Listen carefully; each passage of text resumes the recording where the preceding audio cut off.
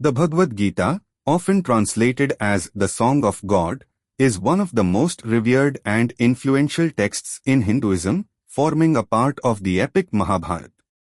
It is a dialogue between the warrior prince Arjuna and his charioteer, Lord Krishna, who is an avatar of the god Vishnu. The setting is the battlefield of Kurukshetra, just before the start of a great war between two families, the Pandavas and the Kauravas. Arjuna, a member of the Pandav family, is filled with despair at the prospect of fighting and killing his own relatives, friends, and teachers.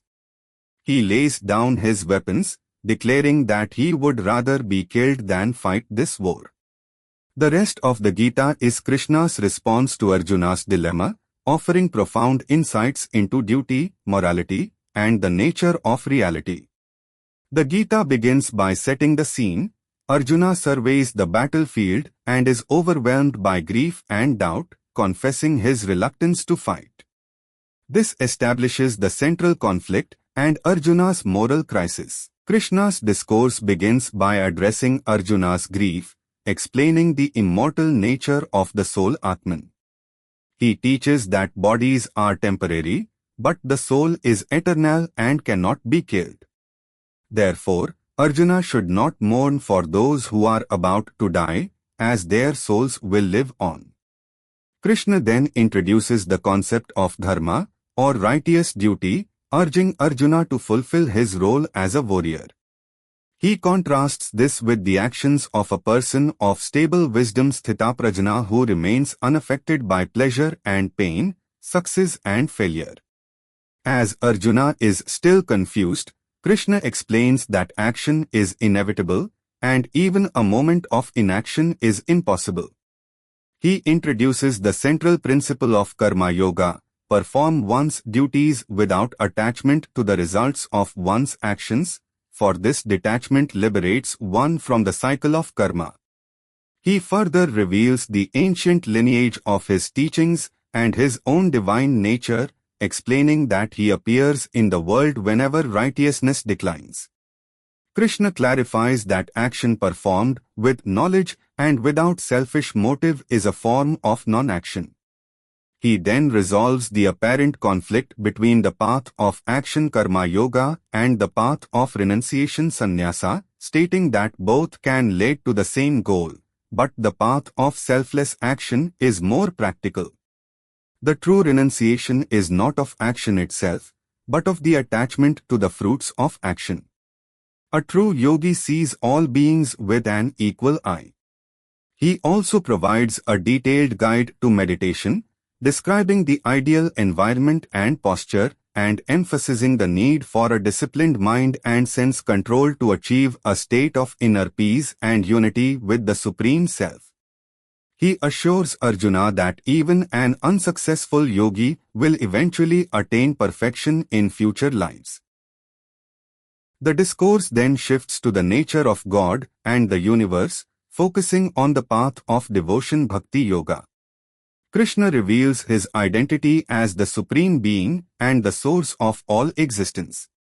He explains his twofold nature, the lower nature Prakriti, consisting of the material elements, and the higher nature Purusha, which is the eternal life force. He declares that he is the essence of everything and that it is divine illusion Maya that prevents people from recognizing him. Addressing Arjuna's questions about the nature of Brahman and the process of death, Krishna explains that the state of one's consciousness at the time of death determines the next life, and that whoever remembers him at the time of death will attain his supreme abode. He then reveals the most confidential knowledge about himself, stating that he pervades the entire universe in an unmanifest form. All beings rest in him, but he is not in them. He is the father, mother, sustainer, and goal of the universe. He declares that even those who worship other gods with faith are in fact worshipping him, and he concludes with the beautiful message of Bhakti Yoga, whatever you do, whatever you eat, do that as an offering to me. To strengthen Arjuna's faith, Krishna describes his various glories and manifestations Vibhuti in the universe, listing many examples to show that he is the ultimate source of everything. Overwhelmed by this, Arjuna requests to see Krishna's universal form Vishwarupa. Krishna grants him a divine eye, and Arjuna witnesses a cosmic, multi-limbed, and terrifying form that contains all of creation and destruction. Overwhelmed with awe and fear, Arjuna begs Krishna to return to his gentle, human form. This vision solidifies Krishna's identity as the Supreme God.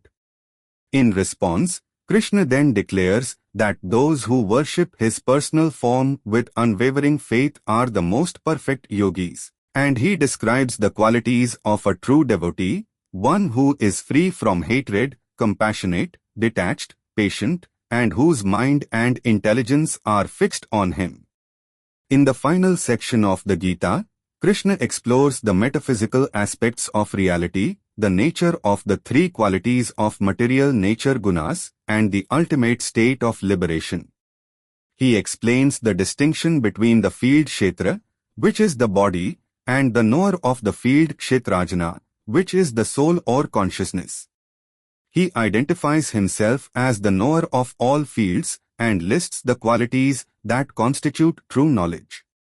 He then explains the three qualities of material nature, sattva goodness, rajas passion, and tamas ignorance, describing how they operate and how to transcend them through devotion and detachment. Krishna presents a powerful metaphor of the material world as an upside-down banyan tree, whose roots are above in the Supreme Being and whose branches are below the material world.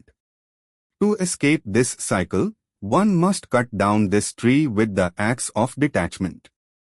He describes himself as the Supreme Person Purushottama, who is beyond both the perishable and imperishable. Krishna also distinguishes between the divine Devi and demonic Asuri natures, warning against lust, anger, and greed, and describing the qualities of a divine nature that lead to liberation. He further explains that a person's faith Shraddha also falls into three categories according to the gunas, and that actions performed without faith are useless. The final chapter is a summary of the entire Gita, reiterating the concepts of karma, jnana, and bhakti. Krishna emphasizes that the highest form of renunciation is not giving up action, but giving up the attachment to the results of action. The Gita culminates in Krishna's ultimate instruction to Arjuna, "Give up all varieties of religion and just surrender unto me. I shall deliver you from all sinful reactions. Do not fear."